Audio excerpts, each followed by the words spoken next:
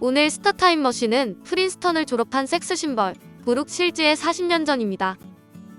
1980년대 이후 세대들은 브룩 실즈가 누구인지 모르는 사람들이 많겠지만 1980년대까지 브룩 실즈는 피비 케이츠, 소피 마르소와 함께 당대 국내 남학생들의 외국인 책받침 여신 중 한 명이었습니다.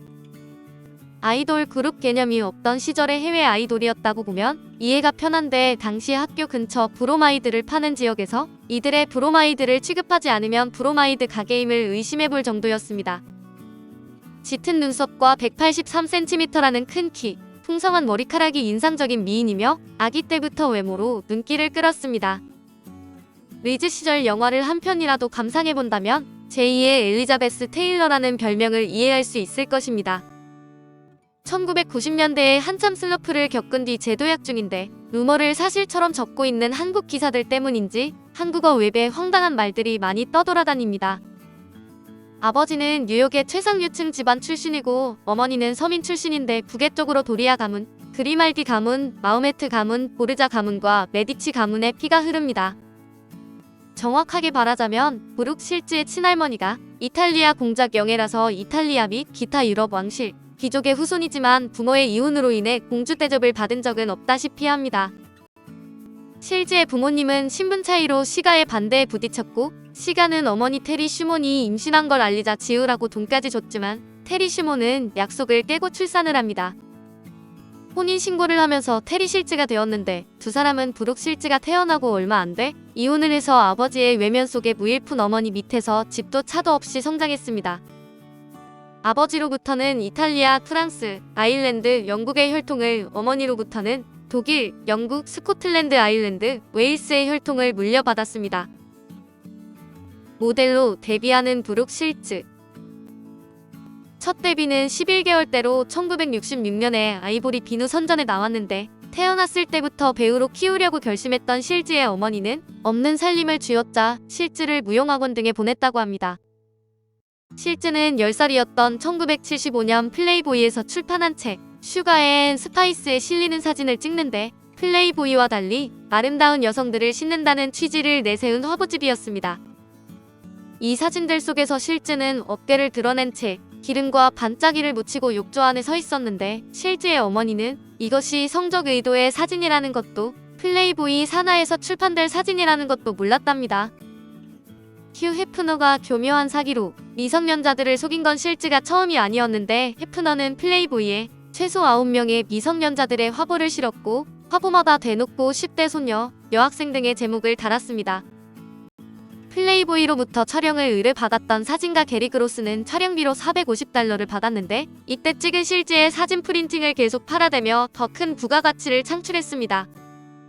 이 사진들을 찍은 것을 후회한 실즈의 어머니는 1981년 그로스가 실즈의 명예를 훼손하고 있다며 소송을 걸었고 잠정금지를 받아내기도 했지만 1983년 법원은 결국 그로스의 손을 들어주었습니다. 재판 과정에서 이런 짓이 합법적으로 가능하도록 계약서에 가진 속임수 문구를 넣어뒀다는 게 밝혀졌는데 그로스는 죽을 때까지 실즈의 사진들을 인화해 팔아먹었습니다. 이베이에서 팔다가 걸려서 정지를 먹기도 했고 한술 더 떠 리처드 프린스라는 사진작가가 이 사진을 재촬영한 사진이 기존 저작권 개념에 의문을 제기하는 일종의 예술품으로 여겨지고 있습니다. 심지어 제목은 스피리튜얼 아메리카로 1923년 사진작가 알프레드 스티글리츠가 거세마의 성기가 잘린 밑둥을 근접 촬영한 사진 제목을 그대로 따온 것이었습니다. 그로스는 프린스가 자신의 저작권을 침해했다며 고소했는데 2년 뒤 패소했는데 프린스는 그로스와의 소송에 다시 휘말리는 걸 피하려고 1992년에 피트니 미술관에 전시할 땐 $2000를 사용료로 줬답니다. 이렇게 실제의 사진을 찍은 사진 스피리튜얼 아메리카는 이후 프린스의 대표작이 되어 2007년 솔로몬 알구겐하임 미술관은 아예 프린스의 회고전 이름을 스피리튜얼 아메리카라고 했습니다. 2009년 테이트 모던은 팝 라이프라는 전시회를 열면서 이 사진을 포함시켰다 런던 경찰국에서 외설죄에 걸릴 수 있다고 경고하자 내린 바 있습니다. 영화 배우가 되는 브룩 실즈. 실즈는 1976년 처음 영화를 찍기 시작했는데 12살이었던 1977년 성매매 소녀 역을 맡은 프리티 베이비를 찍어 연기력으로 호평을 받았습니다. 아동성 매매를 비판하려는 의도의 영화였다고 해명을 했지만 이것도 12살 미성년자 아동을 성적 대상화하려고 변명거리에 불과한 게 아닌가 하는 윤리적 논란이 이어지고 있습니다. 해당 촬영을 승인했던 실즈의 어머니도 비난의 대상이 되었는데 이 경우는 지금도 성범죄를 고발한다며 여배우에게 신체를 노출시켜 성상품화로 만드는 영화계의 이중잣대가 자행되고 있습니다. 한편 실즈는 최근 인터뷰에서 이 같은 상황은 자신의 양육을 전혀 보조하지 않고 가난 속에 자신을 버려둔 아버지의 잘못이 크며 자신의 연기는 모녀가 먹고 살 유일한 수단이었다고 말했습니다. 어머니는 알코올 의존증 등 문제가 있는 사람이었지만 업계에서 나쁜 짓을 당하지 않도록 24시간 촬영장을 감시하며 철저히 보호했다고 옹호하기까지 했습니다. 실즈는 14살의 나이에 보그지의 표지 모델을 하기도 했으며 15살 때는 켈빈 클라인진 광고 시리즈에 나왔는데 책 속의 문구를 인용하는 등 지적인 광고가 될 거라는 설명을 듣고 계약했다고 합니다. 대부분의 촬영은 실제로 그렇게 진행되었지만 한편의 켈빈 클라인진과 나 사이에는 아무것도 없어요라는 이중적이고 자극적인 문구가 들어가 외설 시비가 붙어 금지를 먹게 되었습니다. 켈빈 클라인 측에서는 당연히 이런 화제성을 노리고 광고를 만든 것인데 문제는 매스컴의 공격을 15살에 불과한 실즈가 감당해야 했다는 점이었습니다. 실즈는 인터뷰나 토크쇼에서 이 광고의 선정적인 문구에 대해 해명을 해야 되어서 고작 중고생 나이의 소녀에겐 꽤나 가혹한 일이었습니다. 광고를 담당한 사진작가 리처드 아베도는 평소 촬영장엔 자신과 실즈 빼곤 아무도 못 들어오게 했고 촬영은 실즈 측에 아무런 사전 고지 없이 현장에서 진행되었다고 합니다. 1980년 블루 라군에 출연했는데 15살 미성년자임에도 엄청난 수위의 노출과 적나라한 성관계 묘사가 나왔습니다. 여담이지만 피비 케이츠가 주연한 파라다이스가 스토리가 비슷하며 역시 미성년자 연인 간의 성관계를 묘사해 큰 파장을 불러일으켰습니다. 1981년 실즈가 찍은 금연 캠페인들이 갑자기 폐기됐을 때 실즈는 금연 캠페인에 적합한 인물임을 주장하러 미 하원 청문회에 나가서 이 영화의 배드신엔 나이가 많은 대역이 나왔다고 증언했습니다.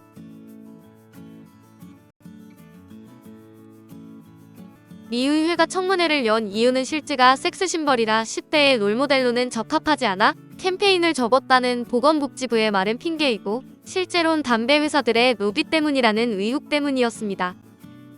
이 청문회는 의회에서 보건복지부의 비리 여부를 파헤치려는 자리였고 실즈는 잠시 지나가는 참고인에 불과했을 뿐 중심인물이 아니었습니다. 미국 폐협회도 이 청문회에 나와 보건복지부를 추궁했는데 이 협회는 나중에 보건복지부의 허락을 받아 해당 촬영분을 재활용해 배포했습니다. 이후 엔들리스 러브라는 주제가만 유명한 동명의 영화 끝없는 사랑에 출연해 흥행에 성공했지만 이 영화로 제1회 골든 라즈베리 최악의 여우주연상 수상자가 되었습니다.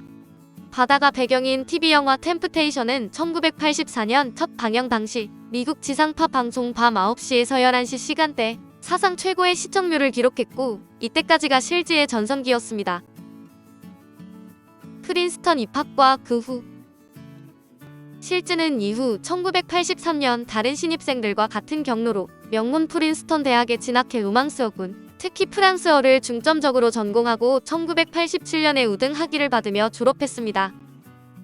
연예인 특례 입학이라는 루머는 한국 윗세대에 퍼진 악의적 소문으로 사실이 아니며 그런 입학 과정이 존재하지도 않고 현재까지도 유명 연예인 중에 프린스턴을 졸업한 여성은 실즈가 거의 유일합니다.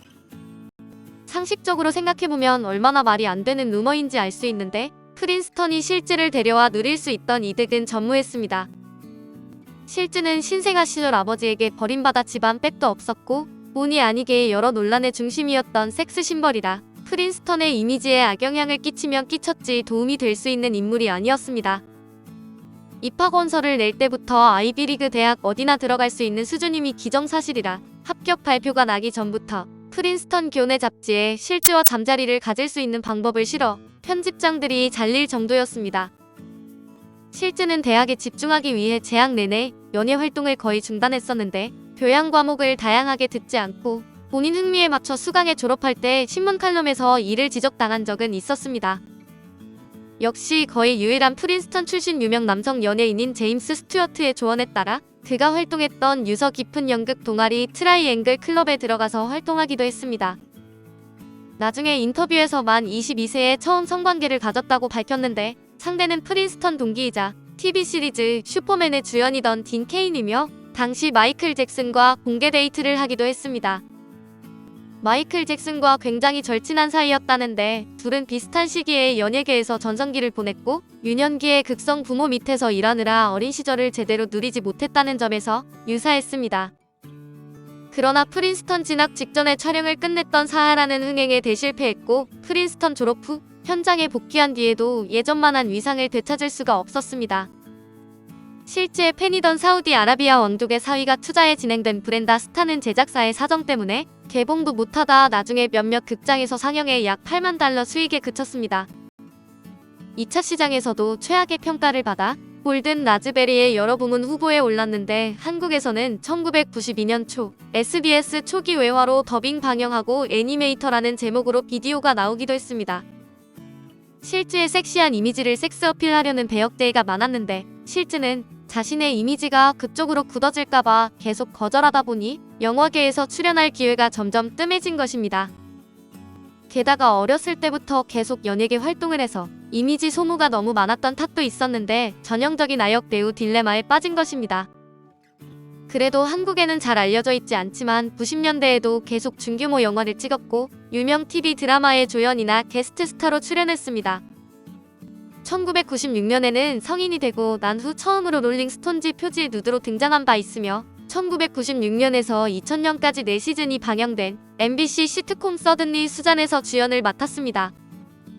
실제의 제2의 전성기는 오히려 나이가 들어서였는데 80년대 초반만큼의 인기는 아니지만 연기력도 향상돼 인기 드라마 립스틱 정글에서 주연으로 활약해 시청자들에게 다시 익숙한 얼굴이 되었습니다.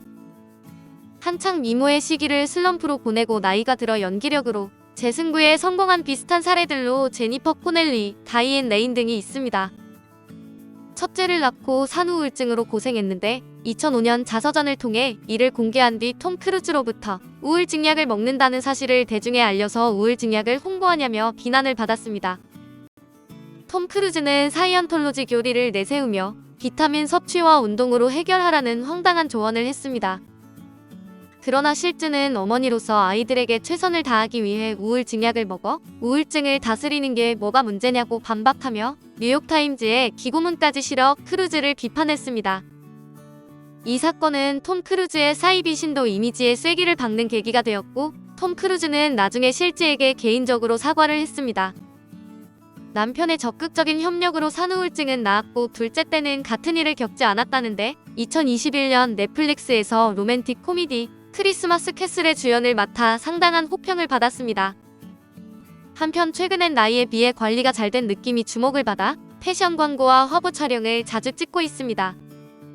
현재의 브룩 실즈는 말 단비대증도 우울증 약 복용으로 인한 호르몬 이상도 아닌데 여배우 치고 키가 큰 것이고 이후 50대가 되어 노화가 온 것이 전부입니다. 해당 루머들은 전부 한국 내에만 퍼져 있는데 젊었을 때 워낙 아름다웠기 때문에 한때 노화한 얼굴을 아쉬워하는 분위기가 있었던 것은 외국도 마찬가지였습니다. 그러나 장신의 남자 배우들이 많아 상대역을 구하는데 어려움이 전혀 없고 할리우드에선 슈퍼모델들이 연기를 병행하는 경우가 꽤 있어 키나 몸에 관한 얘기는 나온 적이 없었습니다. 2023년 1월 실제의 삶을 다룬 다큐멘터리 프리티 베이비가 선댄스 영화제에서 상영됐는데 감독은 가수 테일러 스위프트를 다룬 다큐 미스 아메리카나를 연출한 바 있습니다. 브룩 실즈의 뒷이야기 1988년에 한국의 한국계 코미디언 잔이윤, 유명한 코미디언 박뽀뽀와 함께 올림픽 기념 공연 겸 주한미군 위문을 위해 방한한 적이 있습니다. 잔이윤과 꽤 친하고 이때 잔이윤과 듀엣으로 노래를 불렀는데 노래 실력은 외모에 못 미쳤다는 게 중론이었습니다. 올림픽 개막 3개월 전에 1화의 음료 브랜드인 맥콜의 단독 협찬으로 쇼를 개최했으며 훌리오 이글레시아스, 조용필도 라인업에 이름을 올렸습니다. 이 쇼는 KBS에서 녹화하여 5월 15일 방영했기 때문에 브룩 실즈와 같은 대형 해외 스타가 한국 쇼에 출연한 드문 사례가 되었으며 1995년에 한미약품의 알로에 음료인 알로에 마이 CF에 출연했습니다. 1997년에 테니스 스타인 안드레 에거시와 결혼한 후 2년 만에 아이 없이 이혼했고 현재는 TV 작가인 크리스 헨치와 부부로 두 딸이 있습니다. 한국 음식을 좋아해서 뉴욕 하나름마트에 들른다는 기사가 났지만 이명박 정부 시절 영부인 김윤옥 여사가 한식 세계화를 위해 3억 2천만 원을 들여 섭외한 가짜 연출 사진이었습니다. 1983년에 알베르공과 함께 공개적으로 이벤트성 테니스 경기를 딱 한 번 가진 이후 둘이 사귄다는 얘기가 돈 적이 있는데 그저 루머에 불과합니다. 일왕 나루히토는 영국 유학 시절 실지에 커다란 포스터를 기숙사 벽에 붙여놓았는데 방 사진이 영국 타블로이드지에 실리는 바람에 실제 팬이라는 게 알려진 바 있습니다. 몇 달 뒤 프린스턴을 방문했을 때 그곳 학생이던 실즈와 만나 10분간 대화를 나눴고 이후 1990년 11월 실즈는 티아라의 모델을 위해 방의를 했을 때 나루히토가 실즈를 궁에 데려와 대화를 나눴답니다.